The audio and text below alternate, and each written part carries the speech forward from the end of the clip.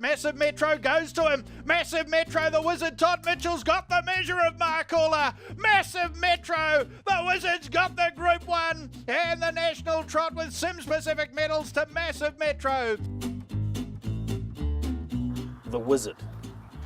Tell me where this nickname came from.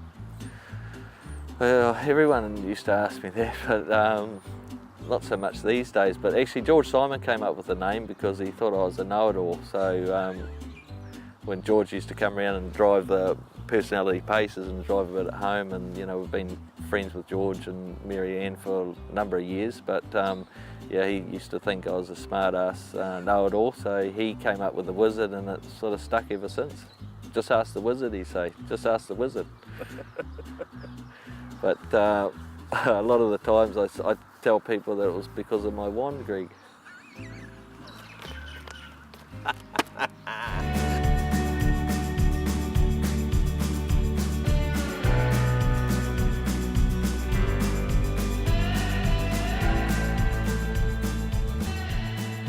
Todd, growing up with Robert Mitchell as your father, I guess racing, or harness racing in particular, was always a possibility. Yeah, no, it's been bred into me, Greg, obviously with my grandfather Bob training as well, so it was always before school, up to a jog team, maybe a fast work if we had time before school, so yeah, sort of been working right from a young age. What was your earliest recollection of doing that? What sort of age were you when that started kicking in?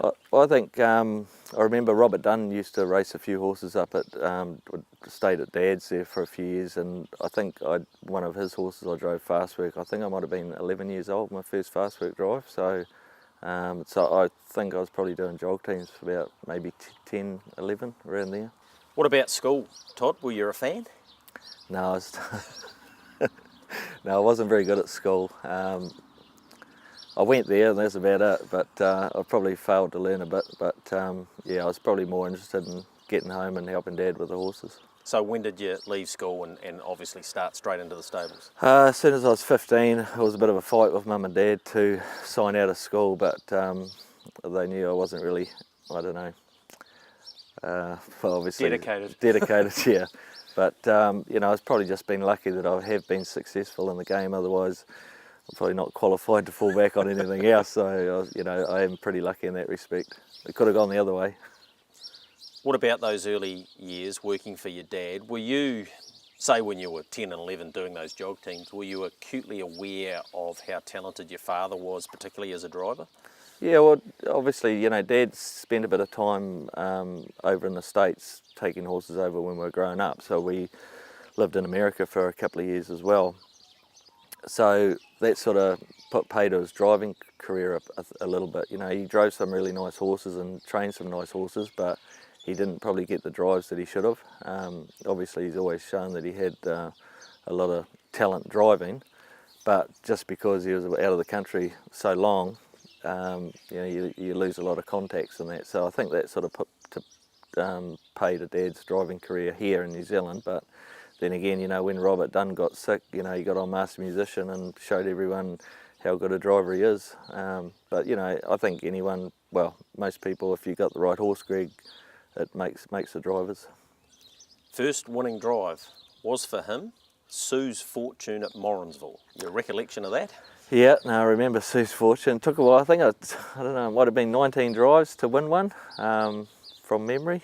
Memory serves me correct, but Mum leased the horse just for me to get a race drive every week, sort of thing. So that was good to win one, and with Mum owning the horse and Dad training it. So, and I think George Simon might have actually won a couple of personality paces on it too. But I think Mum... She must have been talented then. Yeah, and Mum gave him the drag because he wasn't meant to use the whip in one of them, and he had it hidden in the cart and pulled it out at the finish. So I think George got the drag off her too. I won a personality pace on her at Cambridge one night, and I think the hardest thing was me getting out of the cart and carrying the horse across the line. But I got off her, and I said to Robert, who trained it, Todd's father, and I said to Mitch, I said, mate, I think this mare's ready to win on race night, which he just shook his head in disbelief and laughed and walked away. I said, but find a race for her and put the young fella on, put the Wizard on. I think he can not even he can stop this. So, yeah, that happened to be Todd's first winning drive as a driver on race night. Todd, you got close to 100 wins as a junior. I think you might have finished on 90 or 91. Would you deem that time pretty successful? Because the opportunities then, as opposed to say now, are quite different, aren't they? Yeah, like I was struggling there for a little bit the first couple of seasons, and I thought about giving the game away.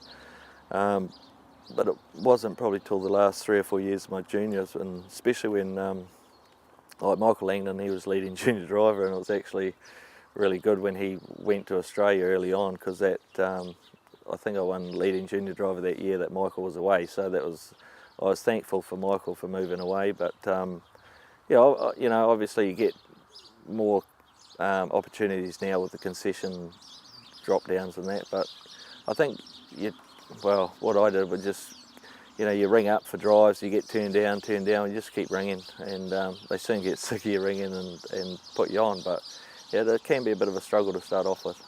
That last season, you had 37 wins, and a horse called El Bolero was the most successful for a guy that won't be a household name, Carl Dent, and that horse won 5 races in that season. Yeah, no, he was a nice, honest horse, and that was back in the Hutt Park days. So we used to, Peter Ferguson and myself, we'd travel down to New Plymouth workouts every second weekend. So it was a 2.5 hour, 3 hour drive. There was a lot of owner trainers down there at that stage at New Plymouth, so we used to go down there, and because you went down there and drove them at the workouts and trials, they'd put you on race day. So that's what happened with Carl and El Bolero. But yeah, he gave me a good go, Carl, and he was a tough man, but he could train a horse. When you come out of your time as a junior, you've got to find yourself a headline act, don't you? The idea is to find a really good horse, and in May of '98, you hopped on board a horse called Home and Host, trained by Brian Macy. What were your initial thoughts when you had the opportunity to drive him? But when Home and Hose, before he went to the workouts, Greg, Brian used to bring him around home, and we'd fast work him at home. Well, he would just work like unqualified pacer, but he would work slower than the racehorses, and you think, oh well, whether he's ready to go to the workouts and that. But he was one of those horses. Just the first time he had a workout, different horse. He just lifted himself. He'd run probably 5 to 10 lengths quicker at the workouts or trials than he did at the races. So, but yeah, he just kept improving. He didn't have a lot of high speed, but geez, he was tough. He just kept trucking. He got beaten at his first start, and then I think he won about 3 in a row. So clearly the ability was there. Yeah, and he was one of those horses that he used to shy at everything, and that's why he got beat. He was looking at everything and he's just gawking round. But Brian came up with some specialised blinds that were made out of knee boots, so it sort of blocked his vision out a little bit, and after that he was just a different horse. He sort of concentrated, but I think he actually won the New Zealand Cup with the knee boots as blinds. Yeah. He finished second in I think it was a Kumu Stakes. Holmes DG beat him, and who else was in that field? Oh, another party might have finished third, I think. So he was starting to get into Town Hall company, wasn't he, pretty early on? Yep, and I think, did he win the Futurity Stakes at Cambridge as well? So yeah, probably after 4 or 5 runs, I think he was racing the nice 3-year-olds, yes. And he got himself to an Easter Cup, which was a precursor to the New Zealand Cup, obviously. Coming up in November. The Easter Cup run about March or April. He'd arrived very quickly, hadn't he? All in the space of about 12 months. Yeah, no, he had, and Brian was keen on taking him down for the Easter Cup, and I think he stayed at Dean Taylor's, and I actually rang Nigel McGrath up, and Nigel was working for Dean at the time, and I said, listen, Nigel, I said, we've got Brian Macy's coming down with a horse called Home and Hose, and I said, would you mind driving him fast work down there for us, and just keep an eye on him? And Nigel said, good as gold. So he said that the first day Brian had the horse geared up, and Brian went to jump in the cart, and Nigel just went up and took the reins off him and said, don't worry Brian, I'll drive him. And Brian said to him, geez, I can't even drive my own horse at home and I can't drive it down here either. Home and Hose holding them at bay. He's living up to his reputation. He's too good. Home and Hose wins the Easter Cup. But, you know, he went on and won the Easter Cup, and it was a great, well, was that my first Group 1? Yeah, I think it was, yep. And he won in about 4-5, but it was the manner in which he did it, I suppose, that come 5 or 6 months later was always going to give you confidence, as running a placing in the Taylor Mile and then promoted winner of the Messenger. Talk me through that scenario. I don't think Barry Purdon's ever gotten over that, but they had just brought in the push-out rule, and I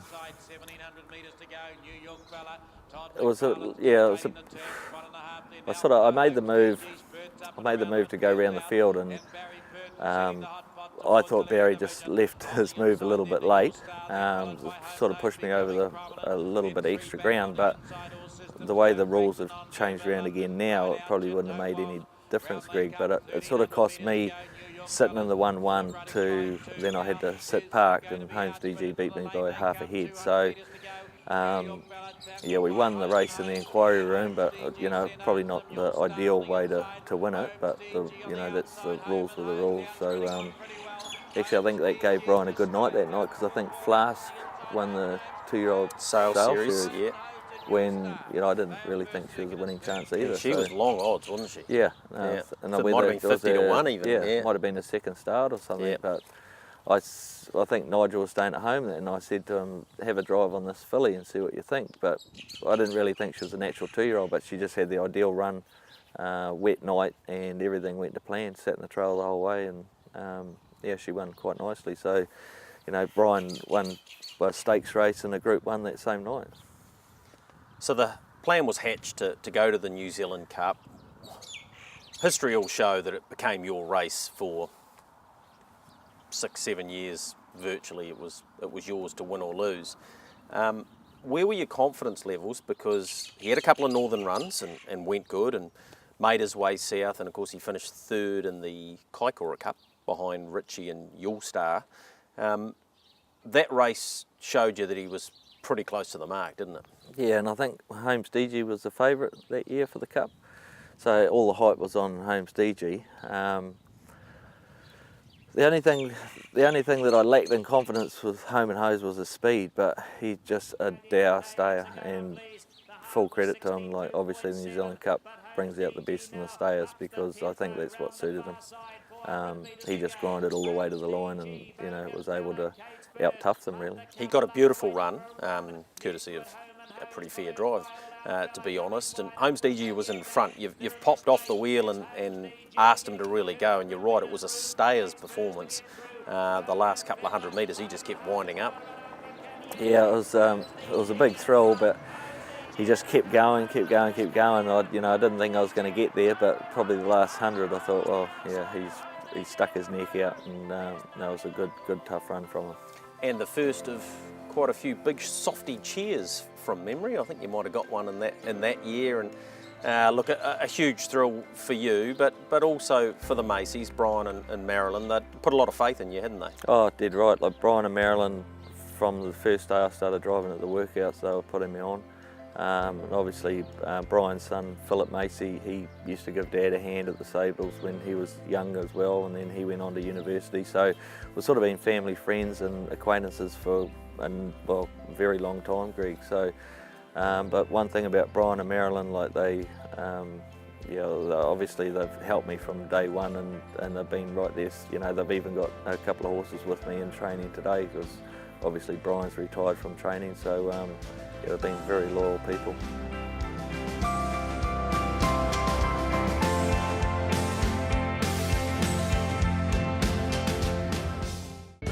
Are you reeling in the years? Todd, you're the father of 2 and grandfather of a couple now. You're a dad at a pretty young age. That must have been a little bit daunting, I suppose. Yeah, it was. I was 21, I think, when Alex was born. It was a long time ago now. But obviously, Alex has got her own family now. She's got 2 daughters, so I'm probably the youngest granddad ever in New Zealand, I think. And obviously Taylor, my youngest daughter, she's 14, 15, coming up 15 this year in November. You married Teresa McDonald, and that was the early 2000s, sort of in between Home and Hosed and Gracious Night. But whilst your marriage didn't last long, Teresa's kept the second name, so she must have liked that part of it anyway. Yeah, no, obviously marriage wasn't for me, but we're still married, so we haven't signed any divorce papers, so it's still an ongoing issue.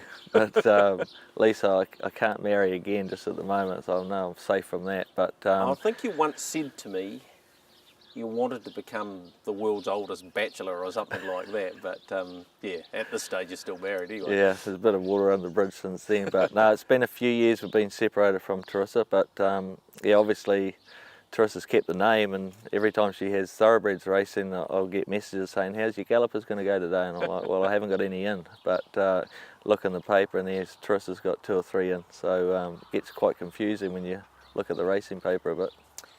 Well, Taylor was born about the time Gracious Night was doing the business. Let's talk about him, because Home and Hose versus Gracious Night, 2 completely different horses.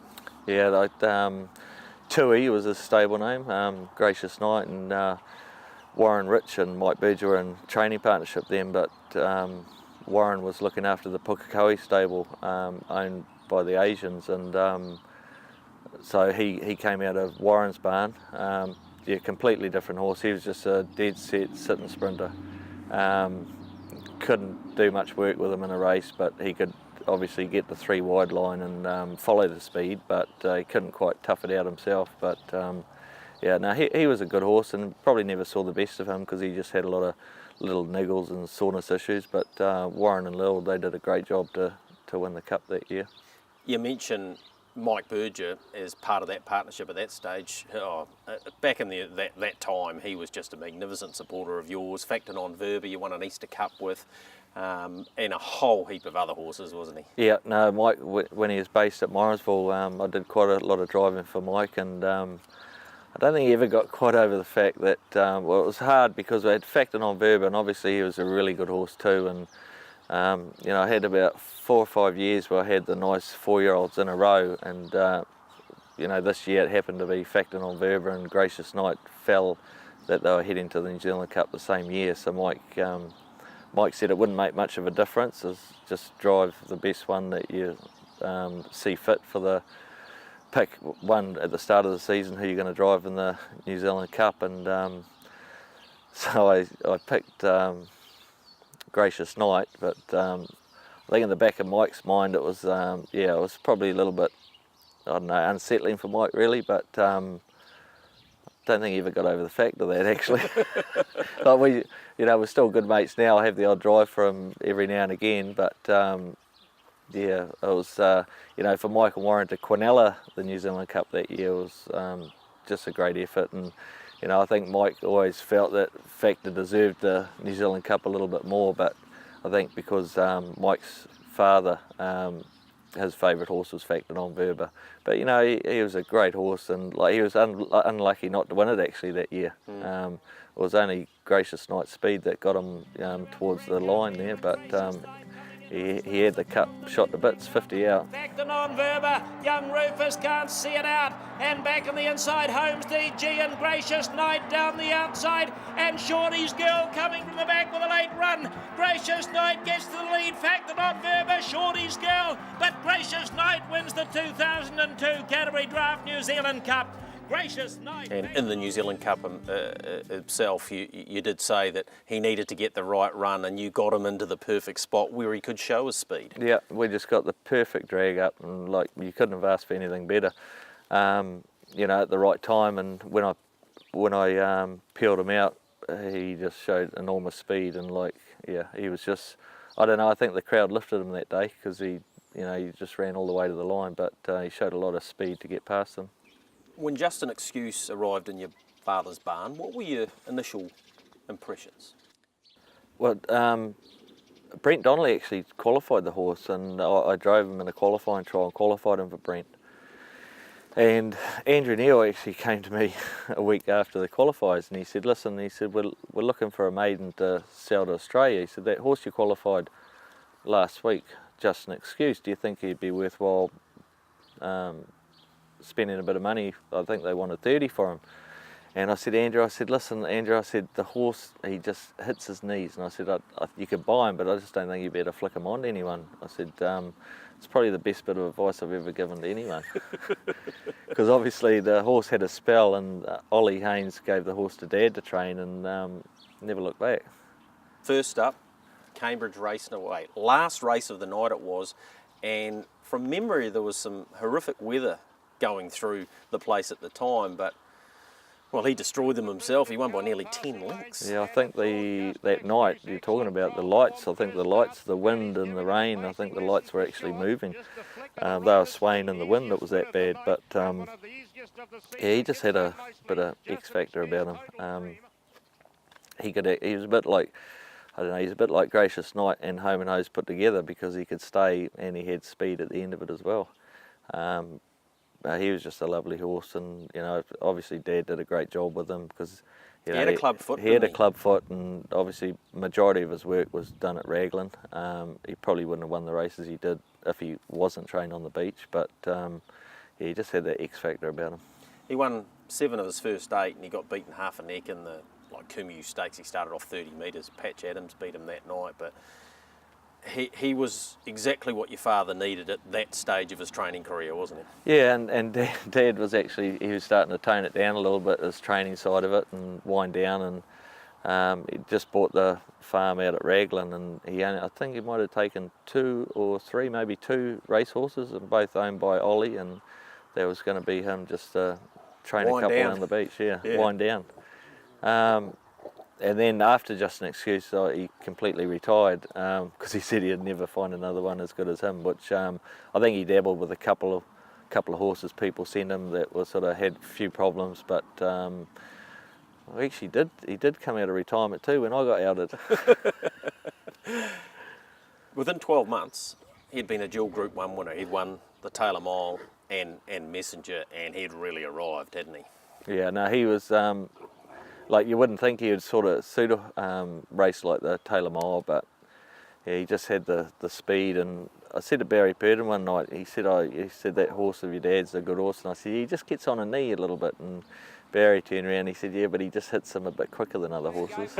Just an Excuse was given full bore. Flying Sands, Umbro, Innocence, All Hard, Hot Shoe, Shuffle runs wider out, then by Patch Adams, but Just an Excuse has got them covered. 2 lengths to All Hard. They're followed then by Patch Adams, but Just an Excuse, too strong, beat All Hard. Jagged Account flew for 3rd. Because he had the go straights on, yeah, didn't he? Yeah, he wore the go straights right through his career, but he just got round and behind his knee, which, you know, it might have been a little bit of a downfall of him, but he got round all right. They probably didn't suit him at Harold Park and the Miracle Mile that night, where he drew the outside of the gate, and just got on his knee a little bit. But he probably wouldn't mind being at Menangle now, at this day and age. But yeah, probably Harold Park did trip him up a little bit.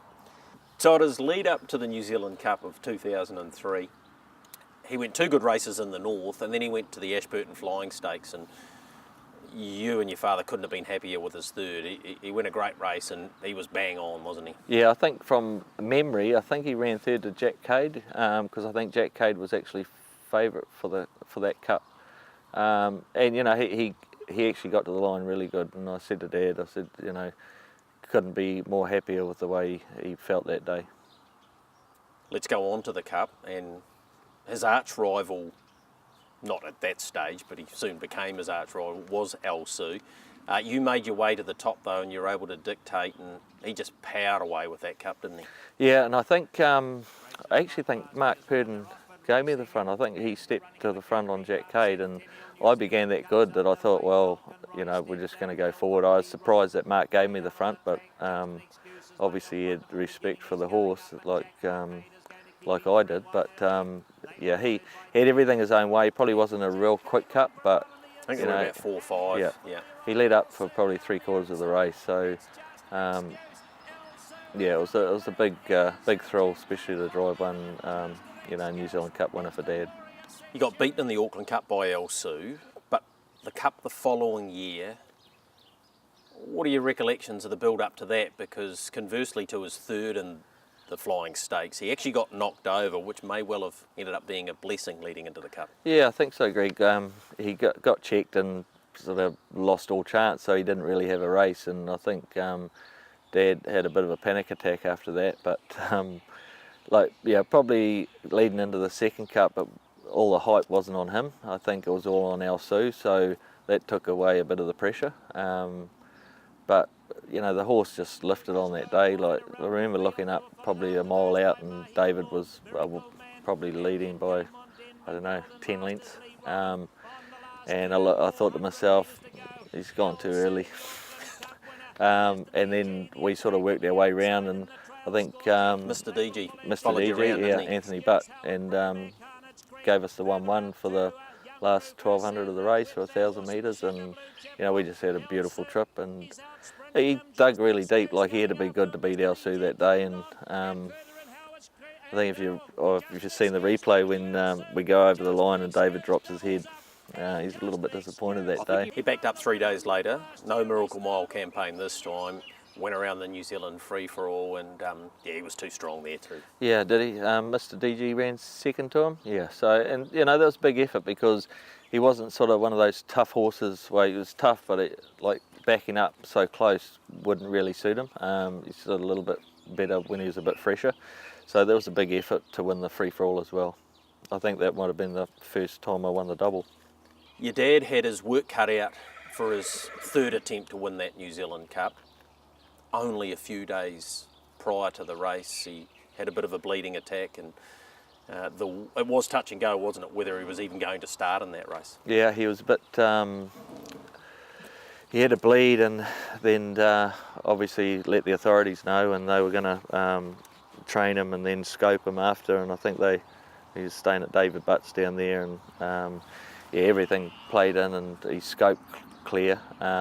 But obviously, going into a race like that, you've got to be 100%. And, obviously a couple of days before, he's a doubtful starter sort of thing. So to come out and run third off a handicap was, we were pretty happy. It was like, we got a big thrill out of it as well. Like, 3 years in a row, and he's won and placed in the New Zealand Cup. So not many horses have done that.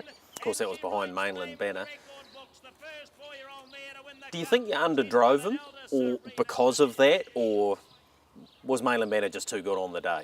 I think she was too good on the day, but what did Dad say? I underdrove? No. Those media fellas again. Yeah, but hey, he had to scare, but I drove him as he felt. I usually drive them as I feel them. So Dad gives me he didn't give me any instructions or anything. So I usually just drive them how the horse feels. And that was it, pretty much, for just an excuse, wasn't it? Finally, that issue with his club foot, I suppose, and the arduous campaign that is the Grand Circuit. He only had 39 or 40 odd starts, I think. So yeah, he was pretty under raced, but I think he had in that foot, Greg. I think it had a little bit of ring bone in his foot, so he sort of. That put pay to his career, but he was just a bit lame and just wasn't worthwhile. Obviously he wasn't going to be at his best, so he'd done a good job. Won over $1 million, and he retired out at Dad's. Where do I find the words to say? How do I teach him? What do we play? Bit by bit, I've realized that's when I need them. That's when I need my father's eyes. My father's eyes. That's when I need my father's eyes. My father's eyes. I am the hair, I gotta know. This is my prayer, that I'll die living just as free as my hair. I gotta know. This is my prayer, that I'll die living. Todd, the first time the ritual of getting the horse's number etched into the head, where did that inspiration come from? I think it's just young, Greg, and I think from memory, I think Noel Harris, didn't he dye his hair green one year? So I just thought I'd do something different, and thought would bloody etch the number of the horse in the side of my head and the initials on the back. Yeah, and the first year you did that, or first time you did that, was back in '99, home and hose in the Easter Cup, and it started a run for you, didn't it? Yeah, so I had to carry it on after that. But it worked, Yeah, didn't it? yeah. No, I think I was trying to intimidate the other drivers. When you started training the horses, was that always part of the plan? Did you always want to do that?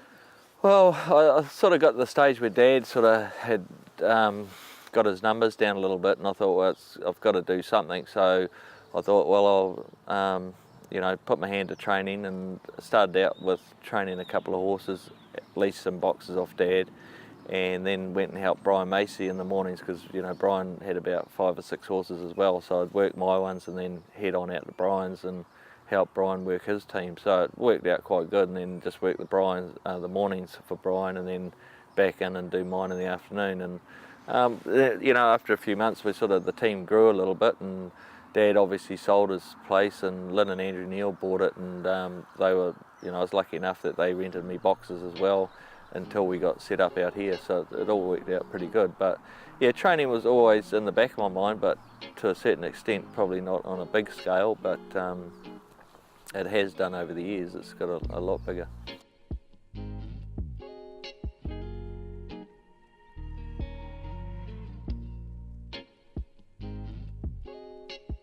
So the place we're at now, Tawhiri Road, you've been here, what, 13 years, somewhere in that vicinity? I think it's around 13 or 14 years, Greg. So it's been quite a while.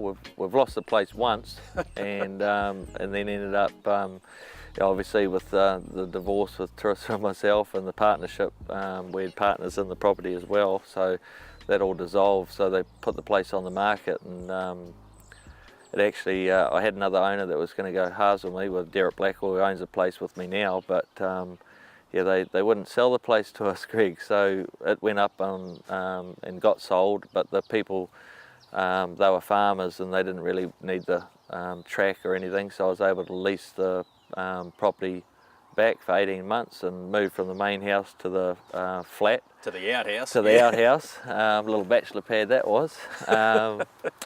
And yeah, so we're lucky enough that they bought it, the people that owned the property bought it off us. They bought another place over at Tauranga, and I think they sort of overcommitted and had to put this place on the market. So 18 months later we bought the place back. So it's been a blessing in disguise, because, you know, it's bloody great. You're out, you're away from everyone, you do your own thing and just work away and chip away all day, and, you know, it's nice and private.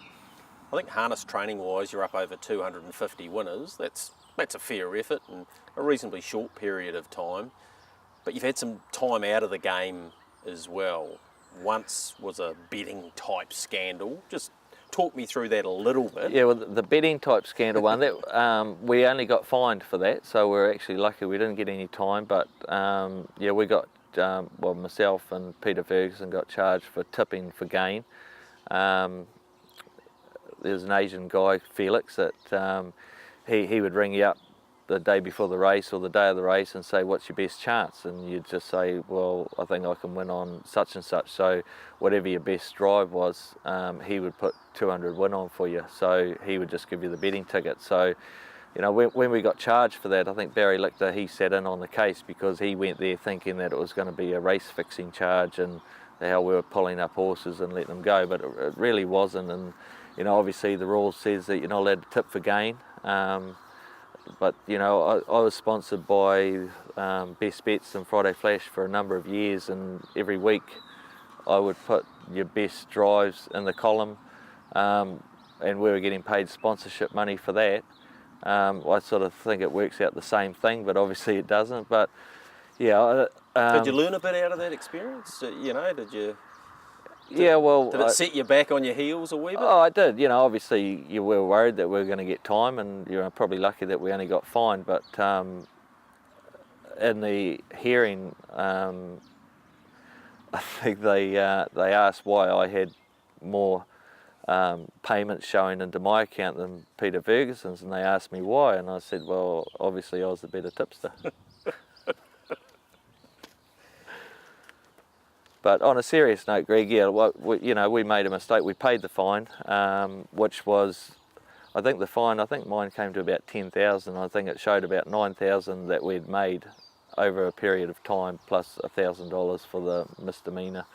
So, but obviously, I don't tip anybody now. Todd, in 2012, you did spend some time on the sideline. That meant that you had to give up training. You were out of play for how long? Yeah, I think I had 4 charges, 3 of my own horses and 1 that I was looking after.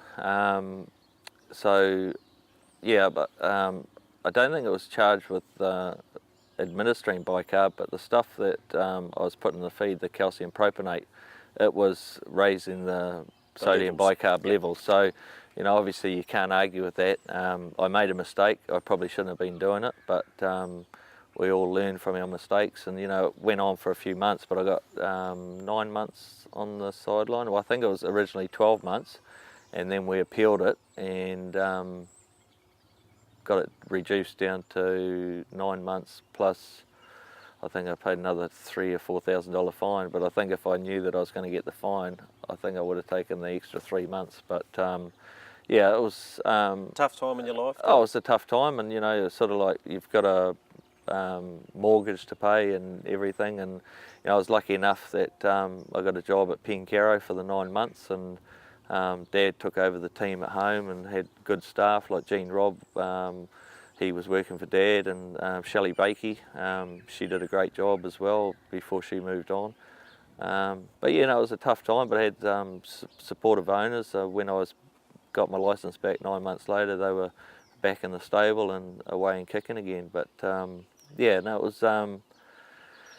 was a tough time. There was a lot of people that you fought, when you're away from the racing game, you never hear of, so you sort of worked out who your true mates were in that. But your friends sort of stuck by you, and family, so yeah, you sort of know who you can rely on. Todd, you were in need of a good horse to get back on the horse, so to speak, and along came Prime Power. Yeah, well, actually the last night I race drove before I was outed, I think I had five drives at Auckland. I think I had 3 wins and a second, and one of those wins was Prime Power as a maiden 2-year-old and against some older horses, and I think he might have won by 7 or 8 lengths. And he was the big. I was a bit gutted because I was going to miss the 2-year-old drives on him, but hindsight, I think he won a couple as a 2-year-old, and then he went on and raced in the Jewels as a 2-year-old. Philip Butcher drove him, but he just got a little bit agitated, probably just wasn't mature enough to handle it. But I was lucky enough when I did come back that I think my first drive back was actually Prime Power, fresh up as a 3-year-old. And then I was lucky enough that Brian and Marilyn gave me the horse to train. You set him for the end of season finale, the Harness Jewels at Ashburton. He'd raced well during that season, but you had that goal in mind, didn't you? Yeah, that was, I just thought that was a race to suit him because he had great speed off the mobile, and I'd never driven a trotter with his speed. Probably wasn't a tough horse, but for sheer speed, I just loved the horse. He was a reason getting up early every morning. He sort of just gives you that little bit of help to get up and to get to work.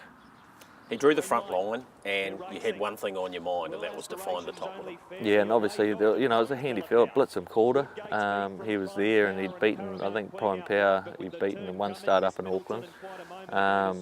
Shimon, was Shimon in that race? Shimon, he might have been, yep.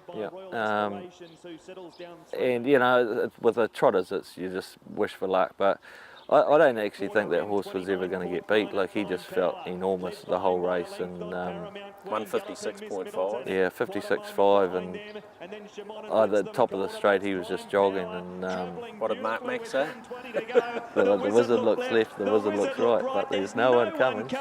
But yeah, I just don't think that he was ever going to get beat. I actually think I got a bit excited that day. I think I saluted 200 off the line and then gave it another salute on the line. But pretty emotional moment there, winning my first Group 1 as a trainer. Todd, clearly this means a fair amount to you. Oh, yeah, Greg, no, it's a special win, and I'm just thankful that Brian and Marilyn, gave me the opportunity to train the horse. So always said right along, the horse has really got so much ability. So I think, another 12 months on him, he's going to be a real nice horse. Terrific performance off the gate from him today. You got him settled, got him to the front. He was just rolling. You've run a national record time. It just doesn't get much better than this. No, he was just cruising, Greg. We really got to watch him going up to the gate because he can get a little bit stirred up. But we've put some toe weight clips on him just to keep him a little bit more solid. But I couldn't believe how relaxed he was going up to the gate. But he was just travelling the whole way in front. Your first training success at Group 1 level in the colours that you won your first Group 1 with Home and Hose. This must be special for you and for Brian and Marilyn Macy. Yeah, no, it's first Jules one too, Greg. So, it's bloody amazing feeling and a little bit emotional after that. So, hopefully we can carry on the rest of the day. Got 2 more drives, and I think they're both good chances too. Congratulations, mate. Thanks, Greg. Todd, joining the really exclusive club of 1,000 winning drives, that must have been pretty special for you.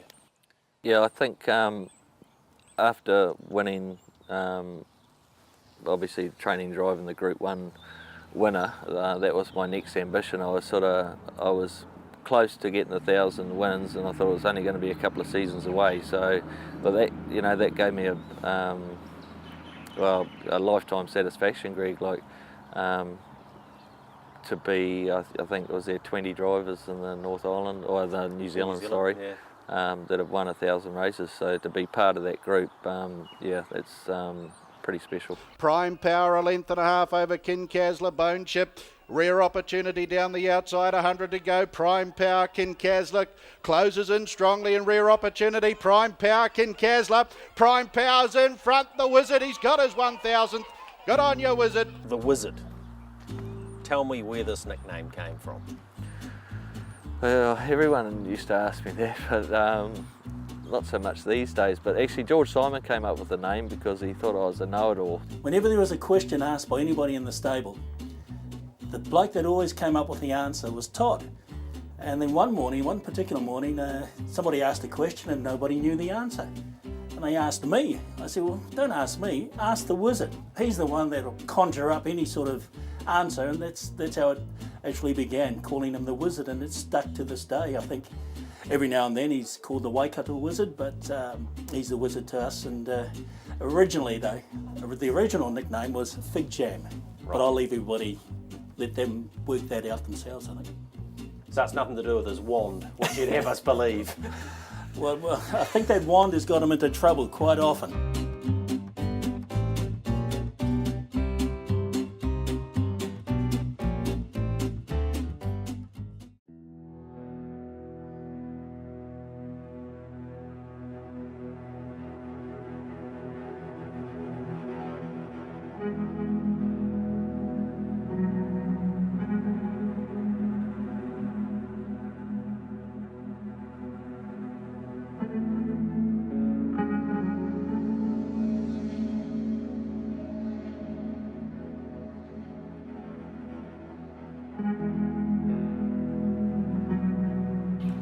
What about these days? The focus has changed somewhat, more to the training and splitting it between codes.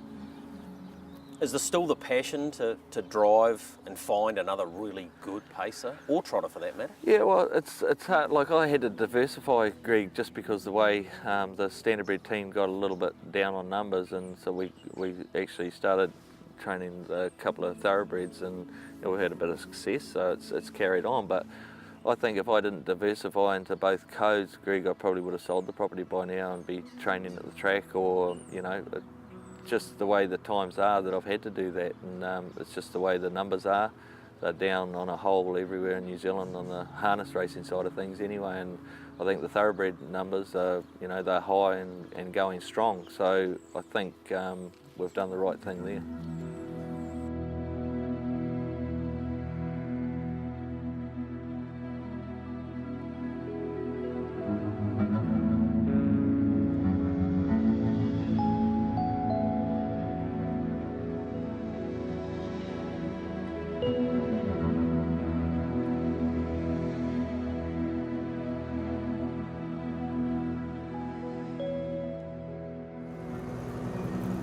Are you still learning when it comes to the thoroughbred? Oh, definitely, because Yeah. I think I've obviously brought up with the standard breeds, so I sort of know probably a little bit more about the standard breeds, but with the thoroughbreds I'm always learning, and I think I'll probably always be learning a bit. What about feeding wise in that? What's the major differences there? Oh, I think pretty much the same, Greg. They all have high energy feeds, and obviously we just go by the horse's weight and his build to what they get fed, sort of thing. But I think pretty much the same between the two codes. Yeah. Now the gallopers, the thoroughbred is generally more highly strung. Do you reckon they chill out a wee bit being around the harness horses, or is it not really like that? Yeah, I find that they do, but yeah, as you say, they're definitely different personalities altogether. The standbred's obviously a little bit more laid back, but I find that I've had the thoroughbreds that have been pre-trained before, and the trainers have said that they get wound up a little bit, but I think being at home with the standardbreds and the cross ties, I think after a bit of work behind the carts and that, they do actually start to settle down and you see a change in them. But when I find if I've got 4 or 5 thoroughbreds and the cross ties at home, if one goes off, they all go off, sort of thing. Right. So yeah, I think they're a little bit more, got a little bit more go in them, the old thoroughbreds. Driving wise, I mean, things have dried up, for want of a better term. You know, you're not driving the numbers. Well, guys like Mike Berger, who used to, supply you with decent numbers, and those types of trainers that you used to drive for just aren't there anymore. So whilst you fell into training the gallopers, it probably had to happen in some ways anyway. Oh, definitely, Greg. For the, as you say, with the drives, the numbers are down. I think the numbers are down on a whole, training-wise, in the North Island. Even guys like Gareth Dixon, who you did drive, obviously drive for as well. Yeah, and Gareth's obviously got a small team at the moment, but obviously the biggest team I'm driving for at the moment is Michelle and Bernie. Yeah. But I just think, the numbers are down, and I'm still getting sometimes 4 or 5 or 6 drives at the park every week, but talking about 10 or 8 years ago, you're getting 8 or 9 sort of thing. So the numbers have just completely changed. But I think I was just lucky enough that I did have a go with electronic socks, because Alistair McKenzie, that we leased her off, he ended up sending me his other horses. So and Alistair's still a client now. We're bred from electronic socks. The first 2 out of nice enough horses, but they both had to be put down with paddock accidents, which was a bit bloody gutting when you breed them and wait for so long. But we've got a yearling now by Tavistock that's been broken in, so it's going to be, he's wrapped up in cotton wool at the moment, so nothing. Broken all right? Yeah, he did. He broke in nice, so he hasn't done. Next time in, we'll do a little bit of work with him, but he seems to have a nice stride. Gets over the ground. Who nice. does the galloping breakers for you? Oh, actually, Catherine does a really good job breaking them in. Yeah. We just do them at home, and Catherine's, she's a good horsewoman, and obviously with a show jumping background and with the thoroughbreds and that, but she does a really good job breaking them in. Yeah. Her strike rate's pretty good at the moment, isn't it? Yeah, you can't shut her up at the moment, Greg. You have your runs, and like 6 months ago she was complaining because all she had was a run of seconds, but the last 2 months she's had a great run. You're always a massive times man, everything by the clock with your standard breds. Is it the same with the thoroughbreds? Are you as, I suppose your dad was always very big on that, wasn't he? Every time you went out to work, you worked exactly to the clock. Yeah, no, Dad taught me well actually with the stopwatch, and I try to do that with my staff as well. I think everyone working a standardbred should wear a stopwatch, so you know what you're doing, but a lot of people don't actually. A lot of people just go by how the horses feel. Yeah. With the thoroughbreds, not so much. I just think you're guided by obviously the track work riders can't carry a stopwatch, but as long as they can count to 15, we're pretty right. They're pretty right, Yeah. yeah. But that's where you're guided by a good track work rider. I think that makes a huge difference, you know. And obviously with Catherine riding them, she doesn't leave their work on the track, and and it's been showing race day too. When you've had runners at Ellerslie, tell me about the first time you rocked up there. I mean, it's like the Holy Grail, isn't it, in many ways? Yeah, it's pretty nerve-wracking. Obviously, you know, bloody Ellerslie's the pinnacle track of thoroughbred racing in New Zealand. So it took a while to win one up there, but our Pink Diamond, she ended up winning 2 in a row up there, so that was a bit of a buzz that day. Yeah. I was there one night. Didn't she win like at a Ellerslie Twilight or something like that? Yeah, and I think I got a bit of a buzz because we won the first day of the carnival, and then we thought we'd back her up on the second day, and she actually backed up and won again. So Trudy Thornton rode her in both her wins up there. She's been good to you? Yeah, she has. Trudy, she's been riding my work for a while, and she's ridden a few winners for us. So, but you know, she's a very dedicated woman. When you had that time on the sideline, she really helped out, didn't she? Yeah, no, she was helping out riding work, and Chris McNabb actually took the thoroughbreds over, and Jean Robb was giving Chris a hand with them, and yeah, so she did a lot of work with the thoroughbreds at that time, which I'm very grateful for. So you get back here, the staff would have done a fair bit of work, but Well, there's still work to be done. I hope so, Greg, yeah. yeah. We usually start at 5 o'clock, feed the horses, and then the thoroughbreds will be in the boxes in the last night, so we can they all have their breakfast when they get home from the track. So we'll unload them and obviously give them their medicines if they need it, and ointment on, and then they'll go out and have their breakfast in the paddock, and the staff, hopefully they've done a jog team or two, and then we'll kick into the rest of them.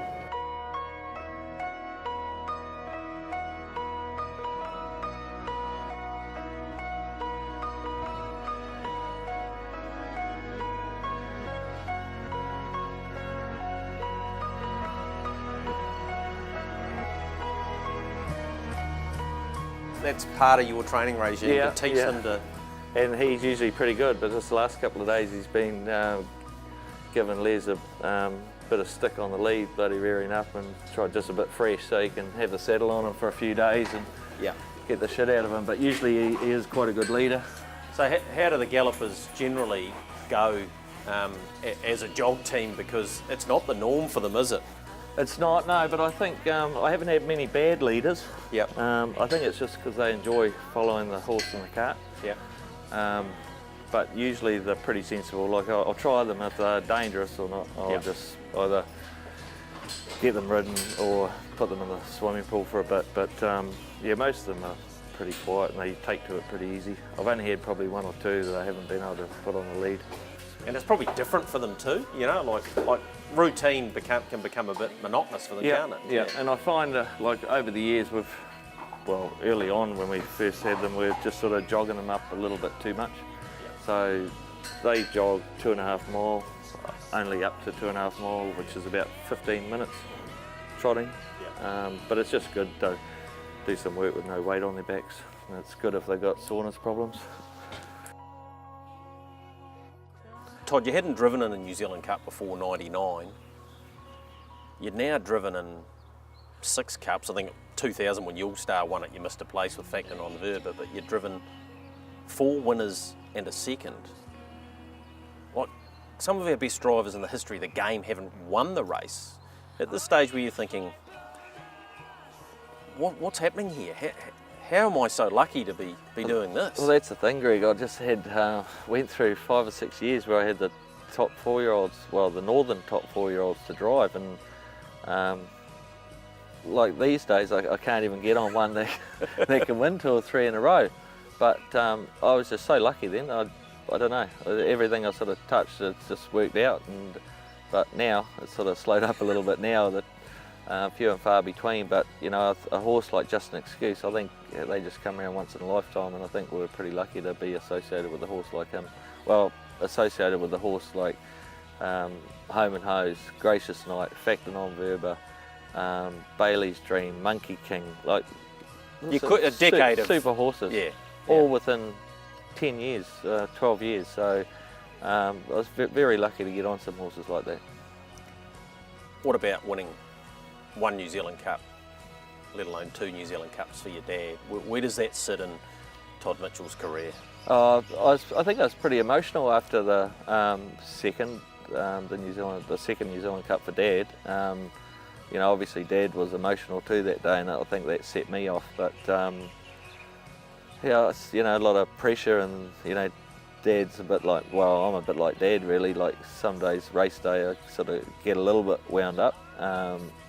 Not so much with my driving, but when I'm training them, I think I put a bit too much pressure on myself. But driving, I was just sort of a little bit more relaxed and just turn up and do the job. And I think what helped me, Greg, is I just treated the New Zealand Cup like any other race. I didn't really let it worry me, and I sort of, well, you'd know, before pre-race, before the Cup, was pretty relaxed and had a bit of a sleep in the mornings of the Cup and just did my own thing. And then went to the races later on. I probably didn't get there till, you know, 1 or 2 races before the Cup, and then just didn't let the occasion get to me. And I think the crowd sort of lifted the horses too.